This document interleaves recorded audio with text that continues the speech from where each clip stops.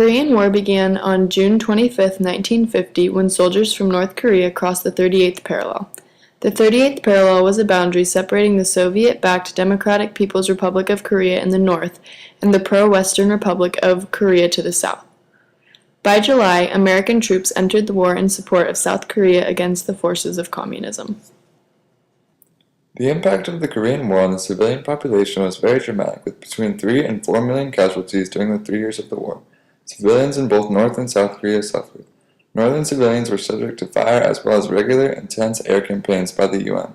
The war came to an end in July 1953, but left behind a land of devastation and shattered lives. It was into this setting that Paul Guillory was enlisted into the Army at age 18. I was not very wealthy. We were from a poor side of the tracks, let's say. And I was, at the time when I got drafted, I was working in a gas station. So, I just got out of high school, working in a gas station, that type of thing.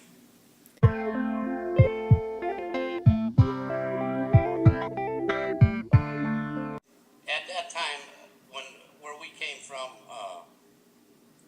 we were in strong support of the war, and going in the Army if we had to go in the Army and do what we had to do.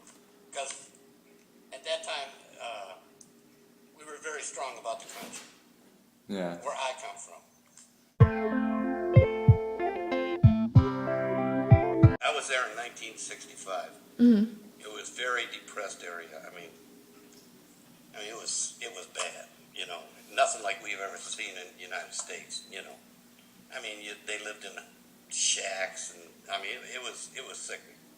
I was amazed when they took us from the airport to our base camp, and we kept driving through it. I figured it'd clean up after a while, and you'd see nice houses or nicer houses and stuff. It was very depressed. And most of the people over there liked us, but some people didn't. They didn't want us there, but we were there for a reason in Korea, because you can see what's going on now in Korea. Yeah. Right. You got to protect them, or else North Korea would wipe them out in a day. And that's it's the way it is. And it was just a tour of duty in a foreign land, and there was no fighting going on, basically. Mm-hmm. We never got in firefights or nothing like that. And the only thing you could really see that the border between the two, South Korea and North Korea, you could tell that was there for a reason. Mm-hmm. And it had to be there for a reason.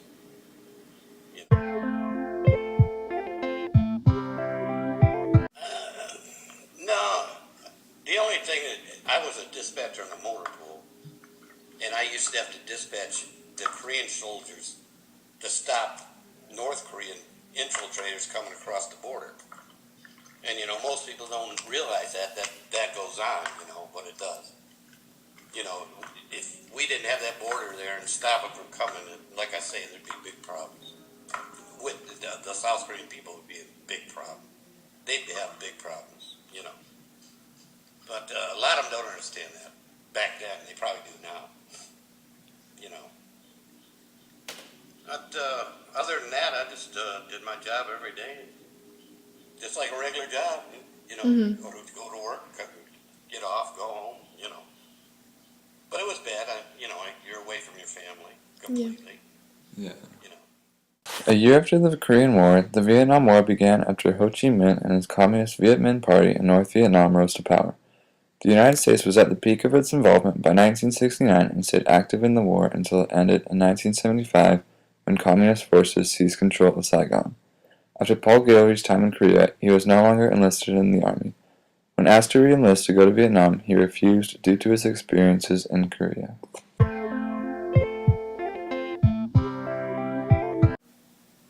didn't start really hearing about how bad the war was until I was just about ready to get out. And I saw all these guys with their arms blown off and legs blown off and, stuff like that, And they wanted me to re-enlist. I was at Fort Carson, Colorado.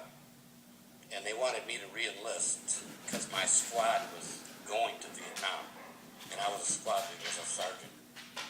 And they couldn't send me back unless I re-enlisted because Korea is a hardship tour, and they can't send you on another one for a year. So, they wanted me to re-enlist to go, and I wouldn't do it. Because I started hearing things about the war that weren't good. Right. Yeah.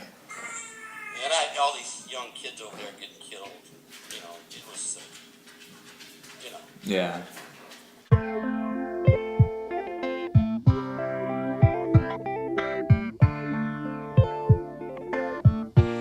Oh, they hated it. I mean, Yeah. it's a jungle, it's miserable, and they're wallowing around in rice paddies, and it's not a fun thing, they hated it, Yeah. But like I say, they did it, I mean, I respect these guys, for doing this, There were a lot of people back home didn't respect them, but they were doing what they thought was right, It wasn't that they thought they were doing something wrong. They thought they were doing right for our country.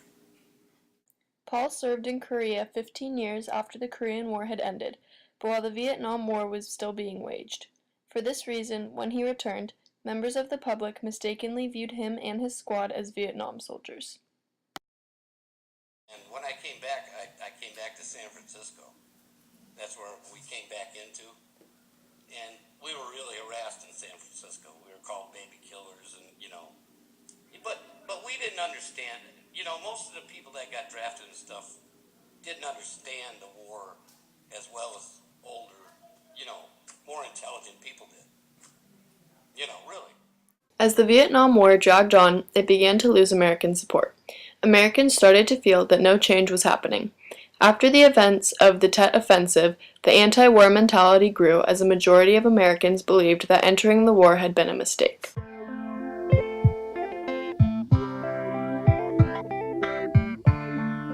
No, I don't think they did. I don't think they done anything there, to tell you the truth.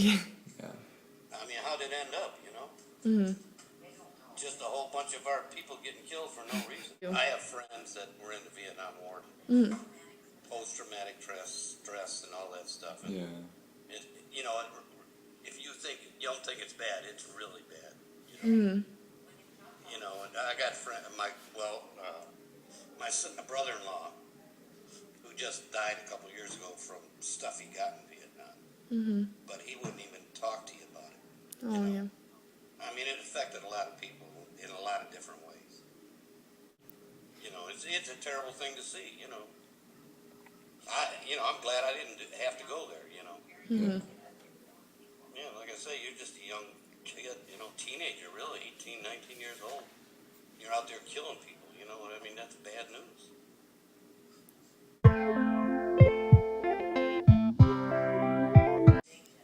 It changed nothing over there. They just, as soon as we got out of there, they just came back down and took it over again anyhow. Yeah. So it was a waste of time and life, in my opinion. But I didn't think that way back then, like I said. Right. We all believed in our country and the war, but now I look back on it, it was a waste. Total waste.